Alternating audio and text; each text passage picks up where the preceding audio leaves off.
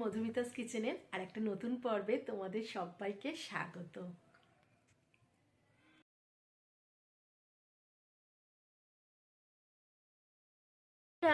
আজকের রেসিপি আর মাছের রসা, একদম ঘরোয়া পদ্ধতিতে সহজ সরল মশলার সাহায্যে, হাতের কাছে থাকা মশলার সাহায্যে খুব সহজেই বানিয়ে ফেলতে পারবে এই আর মাছের রসা। কিভাবে বানাতে হবে জানতে হলে আমার সাথে থেকো, আর তোমরা কে কে এইভাবে বানাও জানাতে ভুলো না। আর প্লিজ স্কিপ না করে দেখার অনুরোধ হলো ভিডিওটা লাইক দিয়ে তোমরা ভিডিওটা চটপট শুরু করে দাও বন্ধুরা। এই আর মাছের রসা এই গরমে কিন্তু গরম ভাতের সাথে জাস্ট মুখ ছেড়ে যাবে এইভাবে বানালে আর মাছের রসা।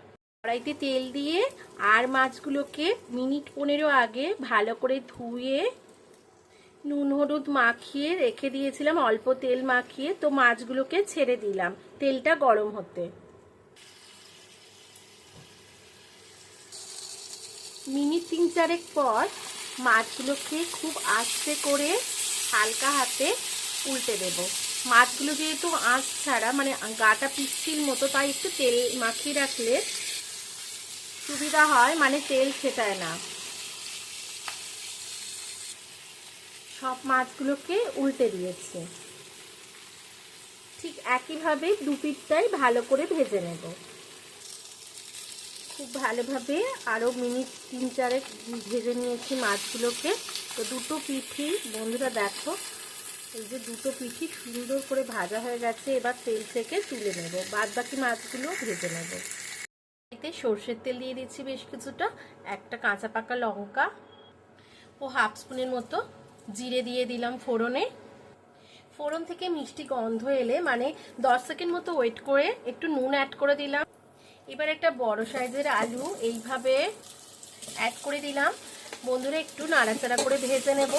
আর এই কারণে প্রথমে নুনটা দিলাম কি তাহলে তলায় আটকাবে না, আলুটা ভাজা হবে আবার তলায় আটকাবে না, এটা একটা টিপস। আর আলুর মধ্যেও নুনটা চলে যাবে। ঠিক এই সময় আদা রসুন আর কাঁচা লঙ্কা বাটা 1 স্পুন, বড় স্পুনে ধনেপাতা কাঁচা লঙ্কা আর পেঁয়াজ ধনেপাতা আর পেঁয়াজ বাটা 2 স্পুন দিয়ে দিলাম। পরিমাণ মতো হলুদ গুঁড়ো দিয়ে ভালো করে নাড়াচাড়া করে নেব। বন্ধুরা নুন দিলে আর হলুদ দিলে কিন্তু তেল ছিটানো অনেক কমে যায়।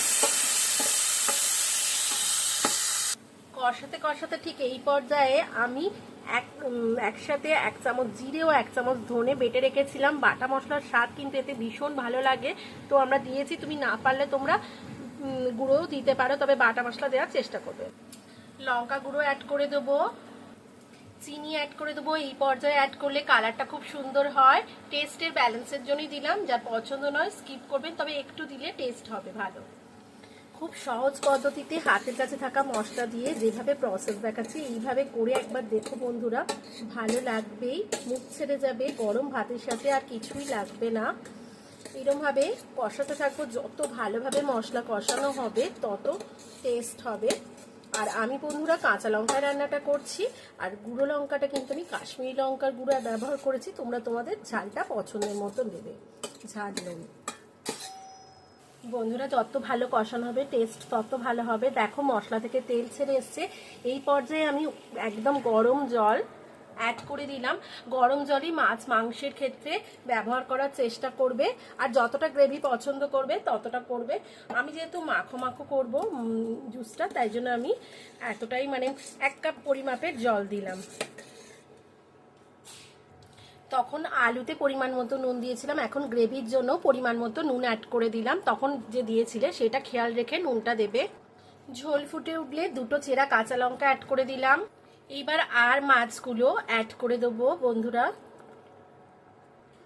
মাছগুলো অ্যাড করে দিয়ে ভালো করে জুসের মধ্যে করে ঢাকা চাপা দিয়ে মিনিট 10 রান্না করে নেব।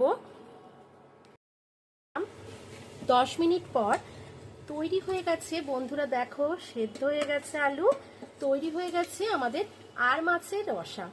একদম সহজ পদ্ধতিতে, ঘরোয়া পদ্ধতিতে হাতের কাছে থাকা মশলা দিয়ে কিছু স্বাদ হয় অসাধারণ। গরম ভাতের সাথে আমি এটা পরিবেশন করব, জাস্ট অসাধারণ। একবার বানাবার অনুরোধ রইল বন্ধুরা।